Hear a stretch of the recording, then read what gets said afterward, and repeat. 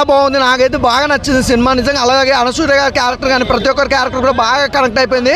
Cinema అంటే ఇలా ఉండాలి భయ్య. రజాకార్ సినిమా అనేది గతంలో ఎప్పుడో చూసినా మళ్ళీ ఇప్పుడు చూసినా నిజంగా డైరెక్షన్ కానీ ప్రొడక్షన్ వాల్యూస్ కానీ బ్యాక్గ్రౌండ్ మ్యూజిక్ కానీ ఆర్ఆర్ కానీ ప్రతి ఒక్కటి హైలైట్ భయ్య. ప్రతి ఒక్కరు చూడండి. రజాకార్ అని మేము మాత్రం అస్సలు మిస్ అవ్వద్దు ప్లీజ్ దయచేసి సినిమా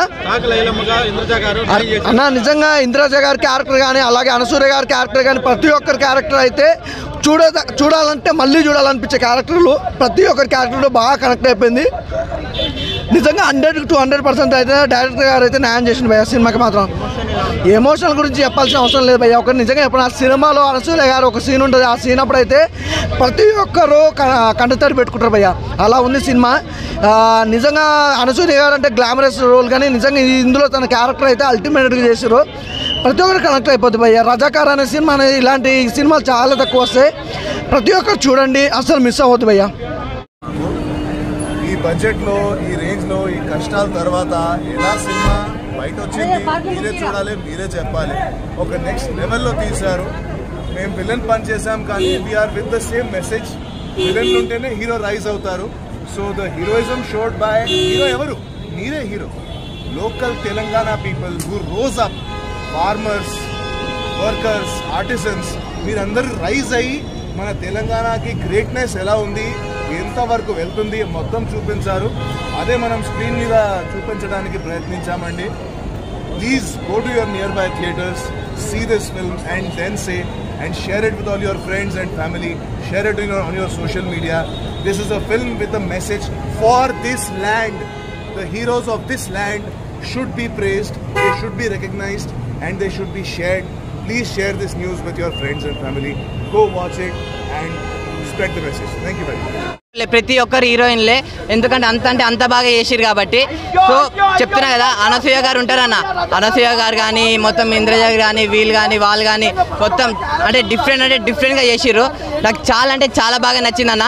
ప్రతి ఒక్కరికి అంటే ఇండియాకి ఇండిపెండెన్స్ ఎప్పుడు వచ్చిందంటే 1947 అంటారు. కానీ అదే హైదరాబాద్కి ఇండిపెండెన్స్ ఎప్పుడు వచ్చిందని ఎవరైనా చెప్తాడా? 1948లో వచ్చింది హైదరాబాద్కి ఇండిపెండెన్స్. సో అంటే ఆ 1 yearలో ఏం చేసిర్రు, నిజాం వాళ్ళు రూల్ ఎలా చేశారు, ఎలా శిక్షించారు, మొత్తం ఎంత చేసిరు, అంత దారుణాలు అన్నీ చూపించారు థియేటర్లో. నాకు చాలా బాగా నచ్చింది.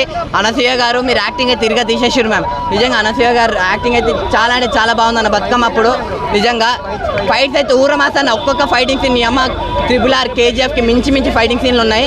అంటే అంత బాగుంది. నాకు చాలా బాగా నచ్చింది. ఉన్నట్టు చేసారన్న. నాకు చాలా బాగా అనిపించింది. సో ప్రతి ఒక్క సాంగ్, ప్రతి ఒక్క ఫైటింగ్ అంతా గూస్ బంప్స్ వచ్చే సీన్లే అన్న. నిజంగా ప్రతి ఒక్కరు చూడాలన్న. అంటే మన హైదరాబాద్కి వాళ్ళు ఎలా చేశారు, నిజామ్స్ అంటారు కదా, అసలు హైదరాబాద్ ఎందుకుంది అంతా సర్దార్ వల్లభాయ్ పటేల్ అన్న. అతను ఒక డైలాగ్ నాకు బాగా నచ్చిందన్న. అంటే మనం కాశ్మీర్ని కాపాడడం ఎంత ముఖ్యమో సేమ్ అలానే మన హైదరాబాద్ని కాపాడడం కూడా అంతే ముఖ్యం అనేది చాలా బాగా చూపించారు. సో రజాకార్ సినిమా అనేది అందరూ చూడండి. ప్రతి ఒక్క హిందూ, ప్రతి ఒక్క ముస్లిం, ప్రతి ఒక్క క్రిస్టియన్ కలిసిమెలిసి చూడాల్సిన సినిమా ఏదైనా అంటే రజాకార్ సినిమా అని చెప్తా. సో చూడండి, ఎవరు మిస్ కాకండి అన్న. థ్యాంక్ యూ అన్న. లేడీస్ అంటేనే ఒక శక్తి అన్న. వాళ్ళు ఒక దైవం. లేడీస్ని గౌరవించడమే నిజంగా మన తెలుగు రాష్ట్రాల్లో ఒక అద్భుతం.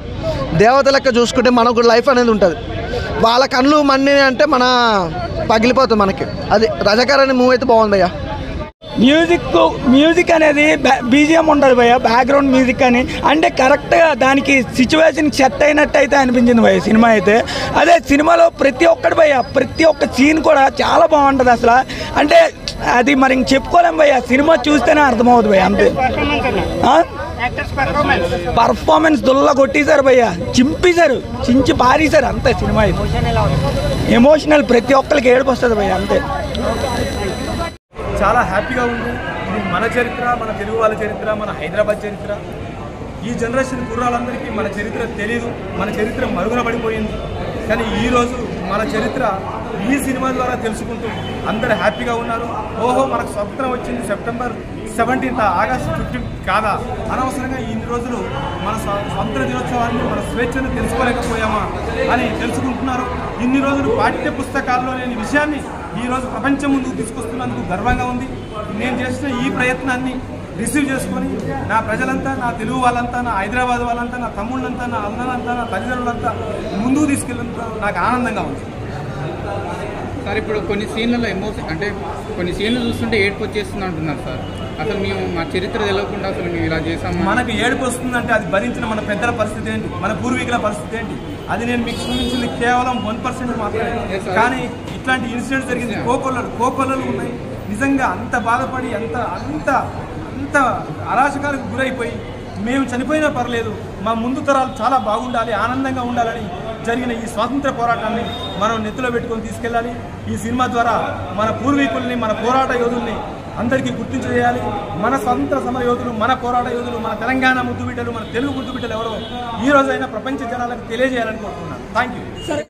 ఎన్నెన్నో జరుగుతుంటాయి బార్డర్లలో, మన గురించి మన కోసం ఎన్నో కష్టాలు పడితే ఈరోజు మనం ఒక సిటీలో ప్రశాంతంగా బ్రతుకుతున్నాం. ప్రశాంతంగా వాళ్ళు మన కోసం చచ్చిపోయి ఎంతెంతో మంది అమరవీరులు, ఎంతోమంది కన్నీటి కష్టాలు బాధలు, ఎంతోమంది ఎన్నెన్నో ఇబ్బందులు పడి మన కోసం ఉంటే ఈరోజు నేను సిటీలో ప్రశాంతంగా బతుకుతున్నా అంటే నా కోసం నేను ప్రశాంతంగా బతికితే ఏముంది. దేశం గురించి ఖచ్చితంగా రోజుకి ఇంతనన్నా తెలవాలి.